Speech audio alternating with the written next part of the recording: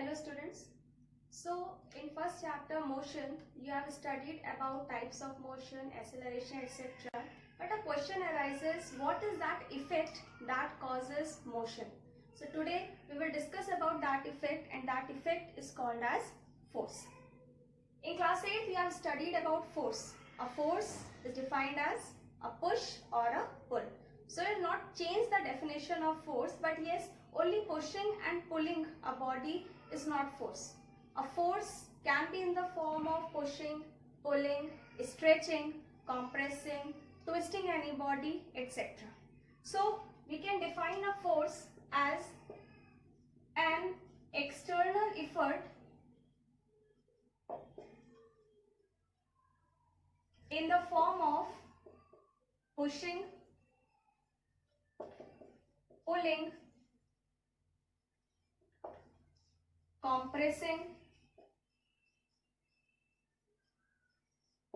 stretching, twisting, etc. Okay. Now, a force can do what? What is the effect of force on a body? The effect of force on a body is it can change the shape of the body. If you are compressing any body, if you are applying this force, you are compressing any body, what will happen? The shape of the body will change. Like if you compress a balloon, you can change the size of the body. Again, if you compress the balloon like this, what will happen? The shape of the balloon will change. You can change the speed of the body. You have studied about acceleration. Okay, if you increase the speed, if you start pedaling very fast, then what will happen? The speed of your bicycle will change. So you are applying a force on the pedal. So you can change the speed of the body. We can change the direction of the body. Like if a driver applies a force on the steering, then what will happen? Then the direction of the car will change. You can change shape, you can change size, you can change speed, you can change direction of the body, and you can change, simply you can change the state of the body. That means if a body is at rest, you can make that body move, and if a body is moving, you can make that body to come at rest. So these things you can change if you are applying any force on the body. So students, basically in this chapter we have to study two types of forces, that is balanced and unbalanced forces. The categorization of these forces is based on ki there are two forces, balanced and unbalanced, which one of the forces can change these things and the other type can change or cannot change all of these things. So next topic that we study is balanced and unbalanced forces. Okay, so these are two types of forces that we will discuss now, that is balanced and unbalanced forces. So let us start with balanced forces. Suppose this is a box, and from one side if a body is applying a force of 10 Newton, this is F1, and from the opposite direction a person is applying a force F2 again of 10 Newton. So what will happen? Here we will find F net, that is net force, or it is also called as resultant force. Okay, so what will be the resultant force? F1 minus F2. Why this minus sign? Because the direction of F2 is opposite to that of F1. So this minus sign denotes opposite direction. Okay, so whenever the direction of force will be opposite, you will put minus sign. So it will be F1 minus F2, that is 10 minus 10, which is equal to 0. So if the resultant force acting on a body is 0, then the forces are said to be balanced. Now if I suppose that there are two forces F1 and F3, each of 5 Newton. And from one side is 10 Newton. Again, if you find F net, then it will be equal to F1 plus F3, because both are having same direction, minus F2 because it is opposite to that of F1 and F3.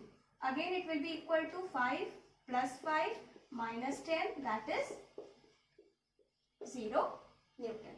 So whenever the resultant of all the forces or net force acting on a body is 0, then the forces are said to be balanced. So this is the definition of balanced forces. And moving on to unbalanced forces. Again, if this is a box, from this side a very thin person is applying a force of 10 Newton. And from this side a very fat person, a strong person is applying a force of 50 Newton. Okay. Then what will be the resultant force? F net will be equal to F1 minus F2, or ignoring the minus sign we can write F2 minus F1, that is of 40 Newton. Or you can write it as F1 minus F2 also minus 40 Newton, means the more force will be applied in the direction of F2. Okay. So if the resultant force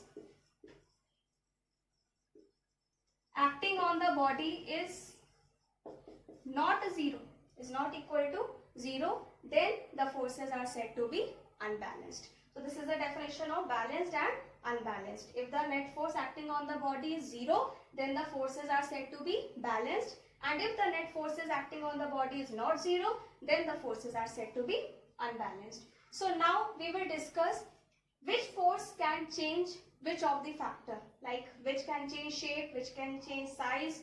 So now we will discuss about those factors which balanced and unbalanced forces can change. Definition we have discussed. Here the resultant force is 0, and here the resultant of all the forces acting on the body is not 0. Now we will discuss which of the factors, which of the effect can be changed by balanced or unbalanced forces. First is shape. If you are applying balanced force, like for example, I have given you the example of balloon. If I am applying 10 Newton from both the sides, then what will happen? The shape of the balloon will change. So a balanced force can change the shape of the body.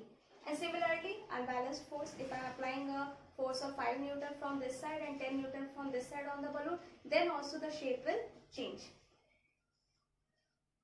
Size. Again, the example of a balloon, if I compress, if I am applying equal forces from both the sides, from top and from the bottom on the balloon, then the size of the balloon will change. So balanced force can change the size, unbalanced forces can also change the size. Unbalanced forces in fact can change everything. It can make a body move, it can stop a body, it can change the direction, it can change the size, it can change the shape. So there will be no confusion on unbalanced forces. But balanced forces cannot change speed and direction of the body. For example, if a body is at rest, okay, if I am talking about a box that we have discussed in the example, if I am applying balanced forces, then the net force is 0.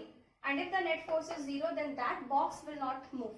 So the position of rest will continue at rest only. Okay, but if you start applying unbalanced force on the box, what will happen? The speed of the box will change. So balanced force cannot change the speed as well as the direction, whereas unbalanced force can change shape, size, speed, direction, everything. It can make a body move, it can make a body at rest if it is moving. So these are the force and types of forces that you have to study in class 9. Now moving on to the observation done by Galileo in Galileo's conclusion.